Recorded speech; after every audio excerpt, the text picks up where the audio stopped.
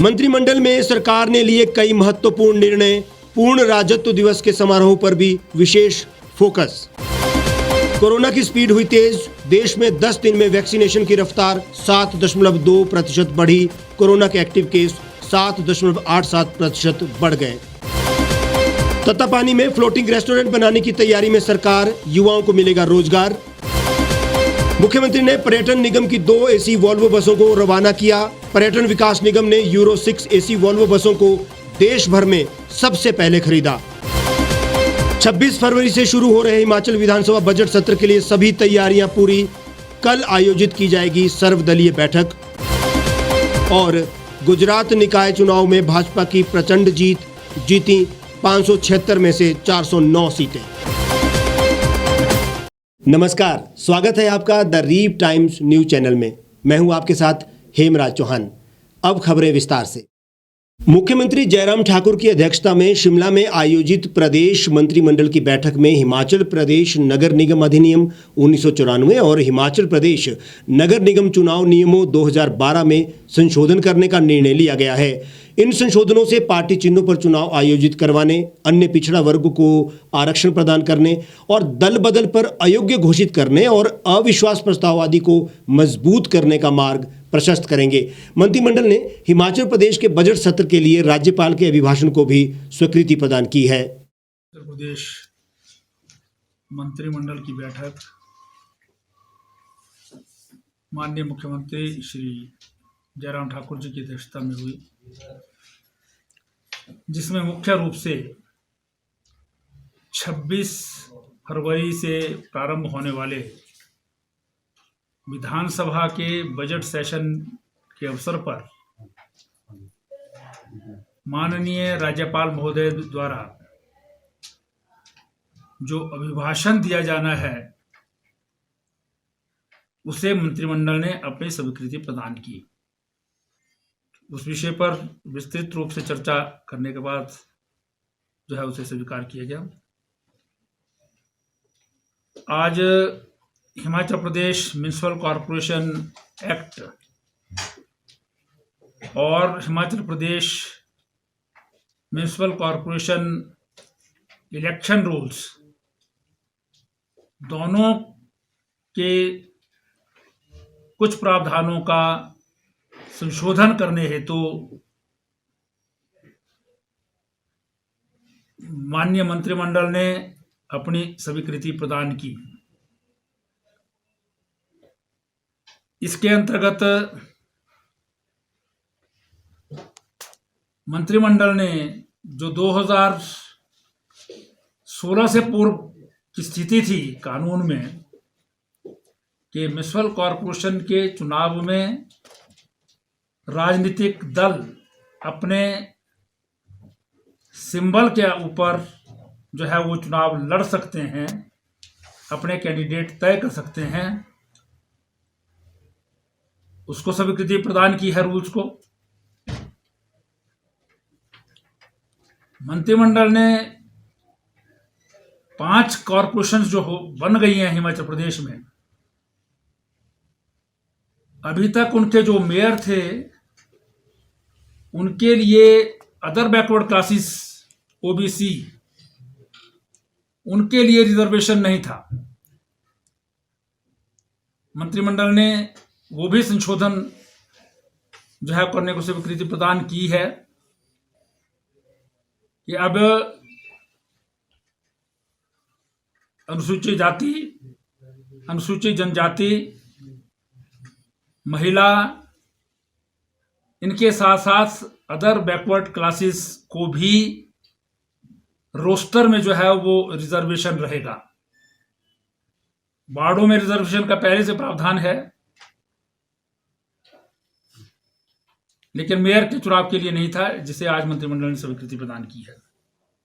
बैठक में किसानों के हितों के लिए जिला सिरमौर की तहसील पांवटा साहिब के मौजा धौलाकुआं में स्थापित किए जाने वाले क्षेत्रीय बागवान अनुसंधान और परीक्षण केंद्र के लिए डॉक्टर YS परमार उद्यानिकी एवं वानिकी विश्वविद्यालय नौनी को सरकारी भूमि 99 वर्ष की अवधि के लिए 1 रुपए प्रति माह की दर पर पट्टे पर देने के लिए स्वीकृति प्रदान की गई। बैठक में आधिकारिक यात्राओं के दौरान कर्मचारियों और आम जनता को बेहतर ठहरने की सुविधा प्रदान करने के उद्देश्य से मंडी जिले के सुंदरनगर विश्राम गृह में 3.90 करोड़ रुपए की लागत से अतिरिक्त भवन निर्माण को भी मंजूरी प्रदान की गई। पोंटा साहिब में धौला कुआं जो तहसील पोंटा साहिब में है 122.08 बीघा जो जमीन है वो doctor YS Parmar university of horticulture और फॉरेस्ट्री नौनी को जो है वो 99 ईयर्स की लीज पर जो है वो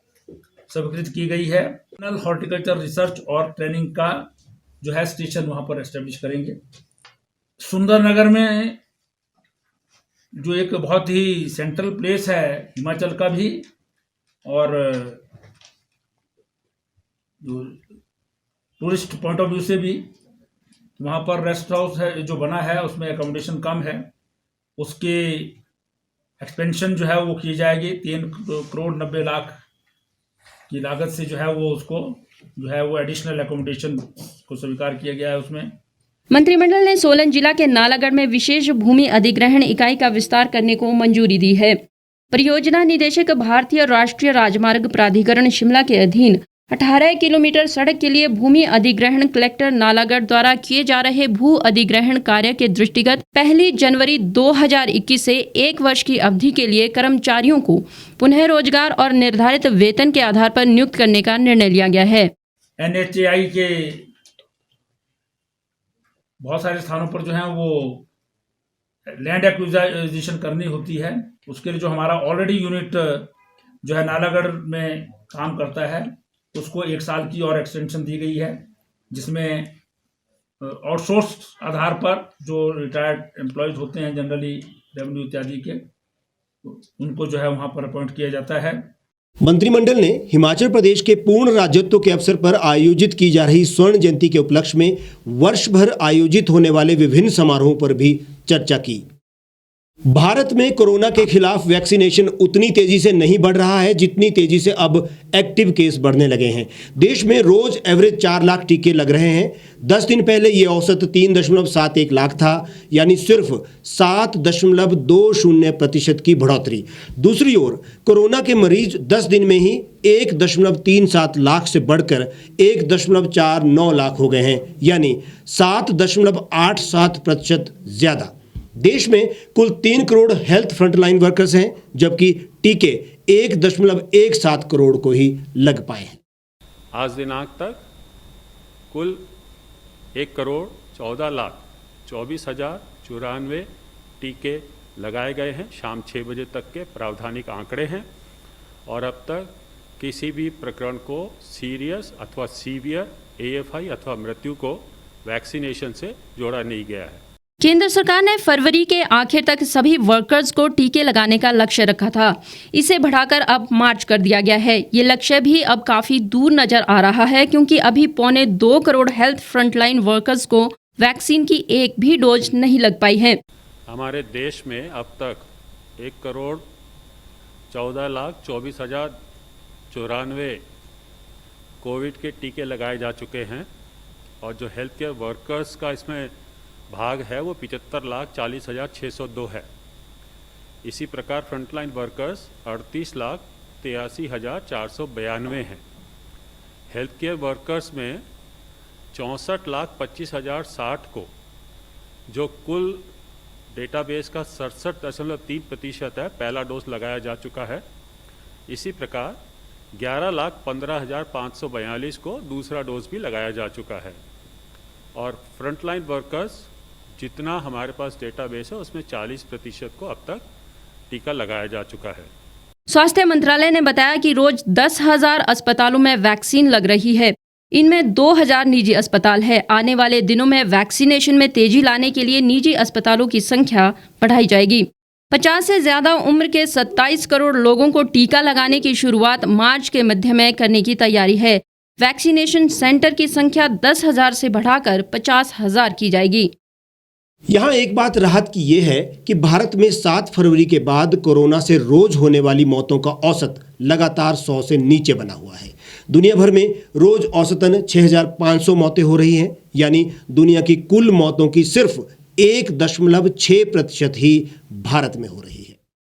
प्रदेश सरकार मंडी स्थित तत्तापानी में फ्लोटिंग रेस्टोरेंट विकसित करने की योजना पर विचार कर रही है, ताकि इसे सैलानियों के लिए एक पसंदीदा गंतव्य के रूप में उभारा जा सके। मुख्यमंत्री जयराम ठाकुर ने वर्चुअल माध्यम से तत्तापानी में जल क्रीड़ा गतिविधियों का शुभारंभ किया और इस योजना की जानकारी भी दी। मुख्यमंत्री ने कहा कि प्रदेश सरकार नई राहें नई मंजिल योजना के तहत पर्यटन की दृष्टि से कम विकसित पर्यटन स्थलों को विकसित करने के लिए प्रतिबद्ध है। इससे न केवल प्रमुख पर्यटन स्थलों पर भीड़ का बोझ कम होगा, बल्कि पर्यटकों को नए पर्यटन गंतव्य भी मिलेंगे। उन्होंने कहा, इससे स्थानीय युवाओं को स्वरोजगार और रोजगार उपलब्ध करवाने के अवसर भी प्राप्त होंगे। जयराम ठाकुर ने कहा कि प्रदेश सरकार ने खेल प्रेमियों के लिए खेल गतिविधियां और अधिक सुरक्षित बनाने के लिए हिमाचल प्रदेश विविध साहसिक गतिविधियां संशोधन नियम अधिसूचित किया है। प्रदेश सरकार विभिन्न जलाशयों में speed boat, water skiing, jet skiing, ski boarding, water scooter, cruise इत्यादि गतिविधियां आरंभ करेगी। मुख्यमंत्री ने कहा कि सरकार कोल डैम क्षेत्र में जल परिवहन की संभावनाएं तलाश रही है। इस कड़ी में तत्तापानी में फ्लोटिंग रेस्टोरेंट बनाने पर भी विचार किया जा रहा है, ताकि यहां अधिक संख्या में पर्यटकों को आकर्षित किया जा सके। उल्लेखनीय है कि सतलुज आरती और एक बर्तन में 1995 किलो खिचड़ी बनाकर तत्तापानी को पर्यटन की दृष्टि से बड़े स्तर पर पहचान प्राप्त हुई है। इसी कार्यक्रम ने Guinness book of world record भी स्थापित किया है। जो हमने तत्तापानी को पर्यटन के नक्शे पर लाने की बात कही थी, उसको हम अपनी आंखों के सामने साकार होते देख रहे हैं। आज टूरिज्म डिपार्टमेंट की ओर से आपके तत्तापानी में बहुत सारी जो गतिविधियां जो आप सामने देख भी रहे होंगे, उनको करने के लिए हम आगे बढ़कर के सफल हुए हैं। इसमें स्पीड बोट का जिक्र है, वाटर स्कीइंग का है, जेट स्कीइंग का है, स्की बोर्डिंग का है, वाटर स्कूटर है, और उसी तरह से और भी बहुत सारी गतिविधियां उसमें जोड़ने की दिशा में आगे बढ़कर के हमको काम करना है। उसके लिए मैं आप सबको बहुत बहुत बधाई देता हूं। अब हमारा नहीं, ये बहुत सारे लोगों का आने जाने का रास्ता बन गया, क्योंकि ये बहुत बड़ा पर्यटन का केंद्र बनता दिख रहा है। करसोग जाना या तत्तापानी जाने में थोड़ा सा देर हो सकता है। हम चाहते हैं कि जो टूरिस्ट आ रहे हैं उनको तुरंत जो है हमको वहां पर जो सुविधाएं पर्यटन की दृष्टि से देने की जरूरत है वो तुरंत देनी चाहिए। 3 करोड़ की लागत से जो जेटी और उसके साथ साथ में जो वाटर स्पोर्ट्स के साथ साथ में जो वहां पर पर्यटन की दृष्टि से जो किया जा सकता तो वो करने की हमने कोशिश की। और इससे आगे बढ़कर के हमारा एक और प्लान है, वो ये है कि वहां पर हम पानी के अंदर ही रेस्टोरेंट बना करके जो फ्लोटिंग होगा, पानी के ऊपर होगा, लोग जाएंगे और उस रेस्टोरेंट में वहां पर बैठेंगे, खाना भी खाएंगे, आनंद भी लेंगे। और उसके वहां लगने से मुझे लगता है कि क्योंकि हिमाचल प्रदेश में अभी तक दूसरा इस प्रकार का अभी तक हमारा प्रोजेक्ट टूरिज्म के क्षेत्र में या प्राइवेट सेक्टर में कहीं भी शुरू नहीं, जो पहली एक शुरुआत करने की हम कोशिश करेंगे। उसके लिए हम आगे बढ़कर के काम करने वाले हैं। मैं उम्मीद करता हूं कि बहुत जल्दी उसमें भी हम सफल होंगे। जो हमारा डैम की जो रिजर्वायर बनी हुई है उसमें जाकर के वो हमारे ट्रांसपोर्टेशन के लिए, आने जाने के लिए भी एक रास्ता बने, माध्यम बने। उसके लिए भी हम कोशिश कर रहे हैं कि उसके लिए भी व्यवस्थित ढंग से आने वाले समय में हम काम करने की कोशिश करेंगे, ताकि आने जाने का रास्ता भी वो बने। हम कोशिश कर रहे हैं हिमाचल प्रदेश में पर्यटन को बढ़ावा देने के लिए ऐसी नई डेस्टिनेशन को हम आगे बढ़ाएं, और उसमें करसोग विधानसभा क्षेत्र में भी पर्यटन को बढ़ावा देने के लिए हम काम करने की कोशिश करेंगे। मुख्यमंत्री ने कहा कि प्रदेश सरकार ने राज्य के पूर्ण राज्यत्व का स्वर्ण जयंती वर्ष शानदार तरीके से मनाने का निर्णय लिया है। प्रदेश की बेहतरीन विकासात्मक यात्रा पर प्रकाश डालने के लिए वर्ष भर में 51 कार्यक्रम आयोजित किए जाएंगे। जयराम ठाकुर ने कहा कि उनके द्वारा तत्तापानी में प्राथमिक स्वास्थ्य केंद्र के उद्घाटन से क्षेत्र के लोगों को घर द्वार के निकट बेहतर स्वास्थ्य सुविधाएं उपलब्ध होंगी। मुख्यमंत्री ने पर्यटन विभाग के ई सर्विस पोर्टल को भी जारी किया, जिससे उद्यमियों को आतिथ्य क्षेत्र में विभिन्न परियोजनाओं की स्वीकृति जैसी समस्याओं के निवारण के लिए समयबद्ध सेवाएं सुनिश्चित होंगी। इसके अलावा जयराम ठाकुर ने हिमाचल भवन नई दिल्ली और चंडीगढ़ और हिमाचल सदन नई दिल्ली की बुकिंग के लिए ऑनलाइन सुविधा का भी शुभारंभ किया। सांसद रामस्वरूप शर्मा ने मंडी क्षेत्र में प्रदेश सरकार की विभिन्न उपलब्धियों पर विस्तार पूर्वक प्रकाश डाला। मुख्यमंत्री जयराम ठाकुर ने हिमाचल प्रदेश पर्यटन विकास निगम की 2 यूरो 6 AC वोल्वो बसों को झंडी दिखाकर रवाना किया। इन बसों को 2,38,36,000 रुपए की लागत से खरीदा गया है। मुख्यमंत्री ने कहा कि पर्यटन विकास निगम की इन यूरो 6 AC वोल्वो बसों को देश भर में सबसे पहले खरीदा है। पर्यटकों और आम लोगों की सुविधा के लिए निगम की परिवहन शाखा शिमला दिल्ली, शिमला मनाली, दिल्ली मनाली के बीच AC वोल्वो बसें संचालित कर रहा है।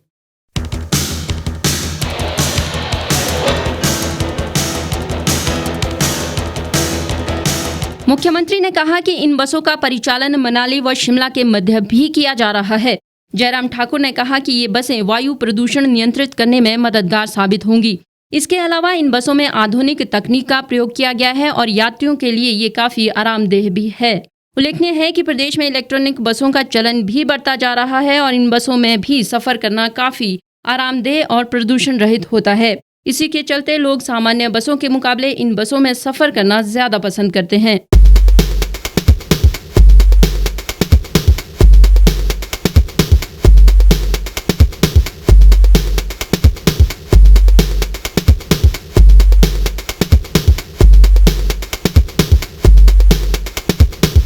हिमाचल प्रदेश विधानसभा का बजट सत्र 26 फरवरी से शुरू होने जा रहा है। 20 मार्च तक चलने वाले बजट सत्र में 17 बैठकें रखी गई हैं।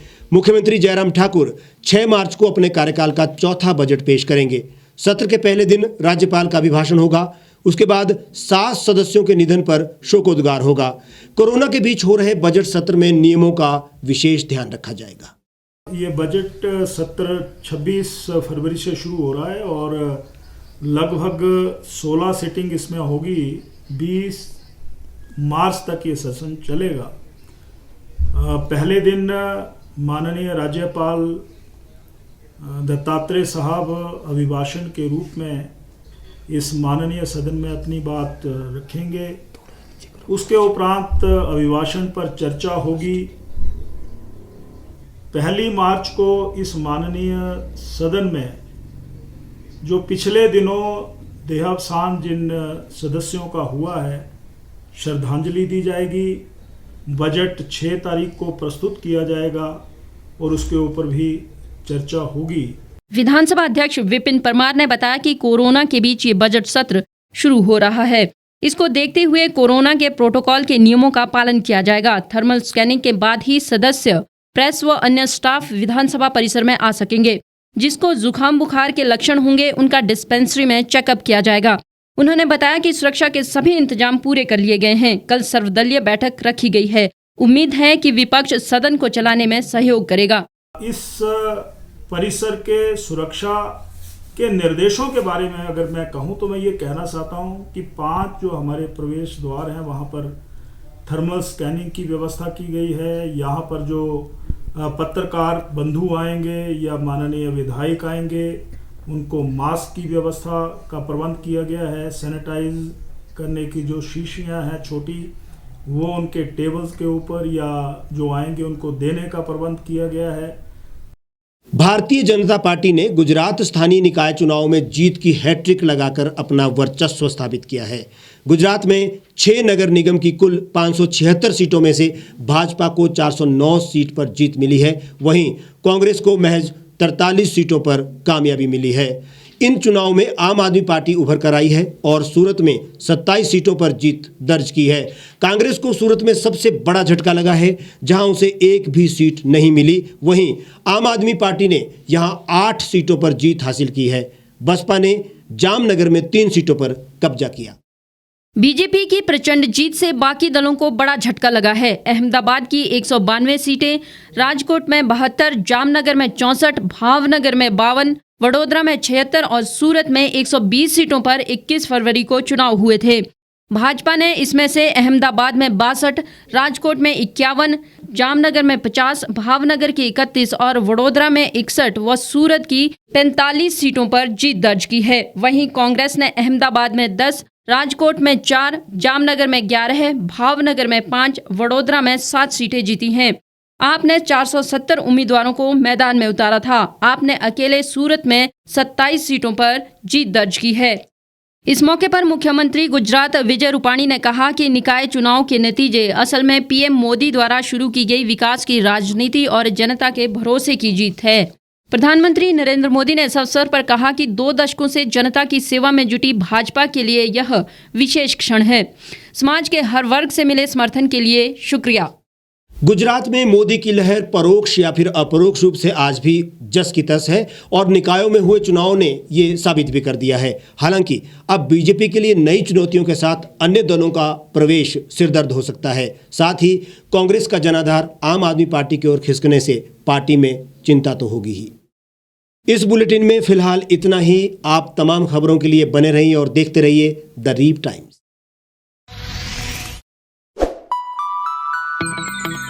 खबरों में बने रहने के लिए सब्सक्राइब करें द रीव टाइम्स। लाइक और शेयर करना ना भूलें। एक छत के नीचे सुविधाओं का अब उठाएं लाभ।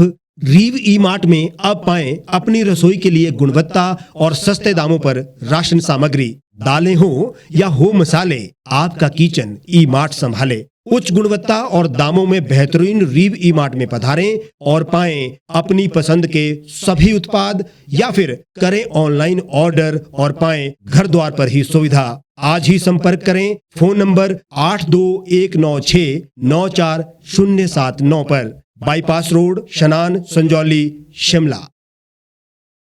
गांव की चौपालों से लेकर संसद के गलियारों तक, गृहिणी के चूल्हे से लेकर निवेश और बाजारों तक, किसानों के हाल से लेकर खेत और खलिहानों तक, शिक्षा और स्वास्थ्य से लेकर खेल के मैदानों तक, संसद के प्रधान से लेकर पंचायत के पंच तक, सेंट्रल हॉल से लेकर ग्राम सभा के मंच तक, हर खबर पर रहेगी हमारी पैनी नजर।